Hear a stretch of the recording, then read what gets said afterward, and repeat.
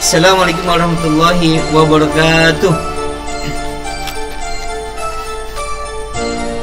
Perkenalkan, nama saya Agus Waitul Khairi, calon guru penggerak angkatan 7 dari kota Jakarta Utara, DKI Jakarta. Dalam video kali ini saya akan mencoba memaparkan demonstrasi kontekstual filosofis pemikiran Kiai Hajar Dewantara tentang sebuah pendidikan.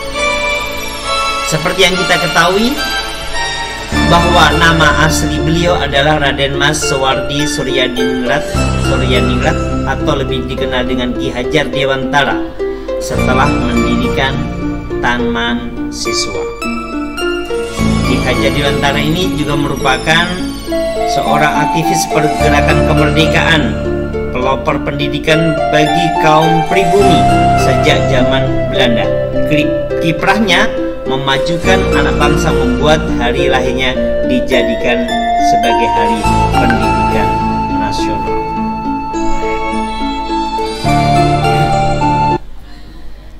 Baik, kita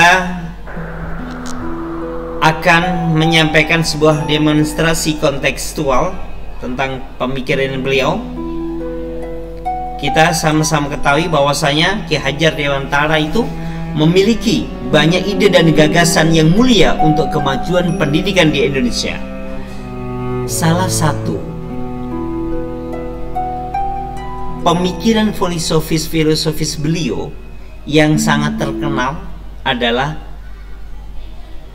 tripologi pendidikan, yakni ing ngarsa sung tulodo, ing madya mangun karso, tuturi handayani, yang artinya di depan memberikan teladan, di tengah membangun kekuatan, dan di belakang memberikan dorongan.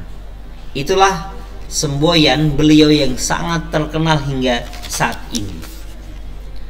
Lantas bagaimana implementasi daripada kami sebagai seorang calon guru penggerak? Saya mengalami sebuah perubahan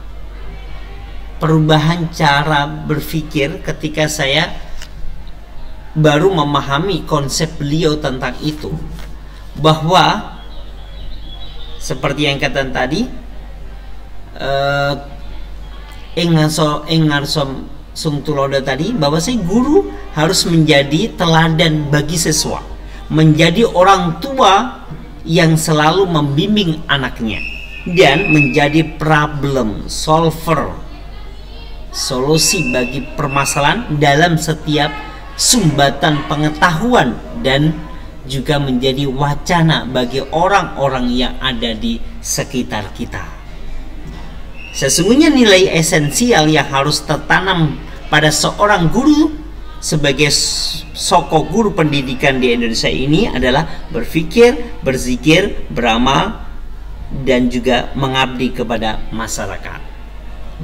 Terus kemudian yang kedua tadi adalah ing madya mangun karso, di tengah mereka membangun kekuatan. Artinya apa? Guru itu harus berada di tengah-tengah para siswanya, berada di tengah-tengah para muridnya, agar bisa memberikan inspirasi, memberikan semangat bagi mereka untuk senantiasa bisa membangun jati dirinya, belajar sesuai keinginan mereka, minat dan bakatnya.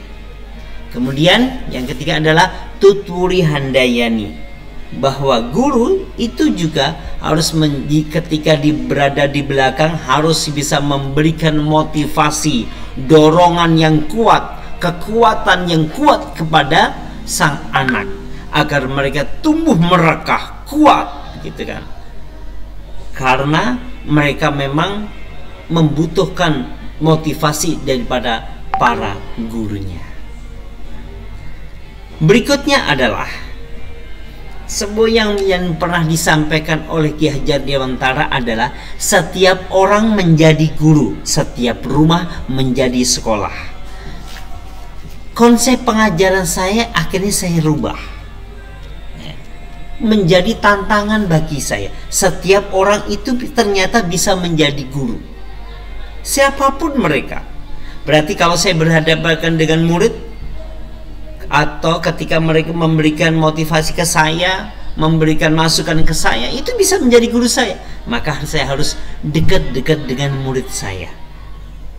Karena kenapa demikian? Karena memang pendidikan itu, kalau beliau mengatakan bahwa setiap orang menjadi guru, setiap rumah menjadi sekolah, itu artinya memang pendidikan itu dapat dilakukan dimanapun, kapanpun, dan juga oleh siapapun. Oleh sebab itu kita berada sejajar dengan murid nggak jadi masalah, karena itu mereka adalah mitra kita. Nah, karena mereka itu bisa menjadi masukan buat saya, refleksi atau evaluasi dalam hal pengajaran kepada saya, sehingga saya bisa tumbuh berkembang menjadi seorang pendidik yang ideal bagi sang muridnya. Demikian juga setiap rumah menjadi sekolah. Nah, ini kali ini konsep ini bisa saya sampaikan kepada anak-anak saya, bahwasanya setiap rumah itu bisa menjadi sekolah, bukan hanya lembaga semata. Berarti orang tua kita, saudara-saudara kita bisa dijadikan rumah itu sekolahnya, dan mereka juga bisa dijadikan gurunya bagi murid saya tersebut, sehingga cakrawala berpikir kita luas. Saya juga harus bisa membuka diri, murid saya bisa menjadi guru saya, gitu kan. Dan setiap tempat itu bisa menjadi sekolah, gitu. Berikutnya adalah bahwa tujuan pendidikan yang dicantumkan oleh Ki Hajar Dewantara adalah menuntun segala kodrat yang ada pada anak-anak agar mereka dapat mencapai keselamatan dan kebahagiaan yang setinggi-tingginya, baik sebagai manusia maupun sebagai anggota masyarakat. Pendidik itu menuntun tumbuh kembangnya murid, ya, hidupnya kekuatan kodrat yang ada pada anak-anak agar dapat memperbaiki lakunya, bukan dasarnya, hidup dan tumbuhnya kekuatan kodrat sang anak. Nah, dalam hal ini konsep saya mengajar akhirnya berubah setelah saya membaca ini. Saya menyadari kekeliruan saya selama ini memandang anak sebagai objek dalam pembelajaran di kelas. Padahal mereka harusnya menjadi subjek pembelajaran. Mereka lah penentu, pengendali daripada pembelajaran. Pendidik wajib menghamba pada sang anak dengan segala ketulusan hatinya. Kita harus bisa melayani mereka. Kita harus bisa memberikan yang terbaik dalam pembelajaran kepada mereka, menyesuaikan dengan minat bakat daripada mereka.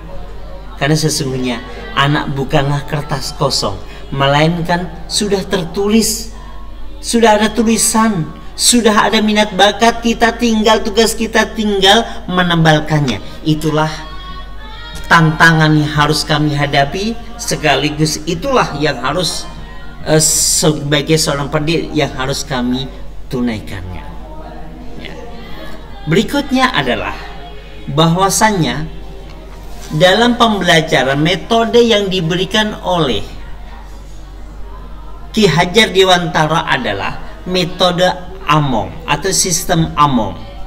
Dan yang terkenal itu adalah sistem Among pembelajaran adalah AC, asah dan asuh. Kalau kita mungkin sama-sama mengerti bahwasanya AC itu merupakan mengasihi anak secara psikis agar anak terbentuk karakter jiwa sehingga mereka bisa menyayangi antar sesamanya. Sedangkan asah itu adalah menajamkan intelektualitas mereka atau pola pikir mereka agar anak menjadi manusia yang cerdas sesuai dengan intelektualitas mereka.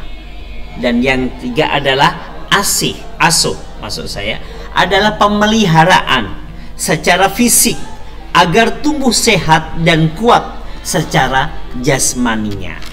Itulah sistem Among dalam pembelajaran Ki Hajar Dewantara. proses pembelajaran di kelas saya berlandaskan sistem Among ini yang harus menjadi tantangan buat saya dalam menghadapi anak-anak saya. Saya harus bersabar menghadapi mereka karena mereka itu adalah hamba. Saya sebagai seorang pengajar itu atau pendidik harus menjadi hamba bagi murid saya, harus mampu melayani daripada mereka segala kebutuhan daripada murid-murid saya. Dalam pembelajaran tidak menghendaki paksaan dari gurunya, melainkan memberikan tuntunan bagi hidup anak-anak agar dapat berkembang dengan selamat baik lahir maupun batin, menyadari bahwa setiap anak itu istimewa, unik, dan memiliki potensi dalam diri murid masing-masing. Demikian yang dapat saya sampaikan. Terima kasih atas segala perhatian. Mohon maaf atas segala kesalahan. Assalamualaikum warahmatullahi wabarakatuh.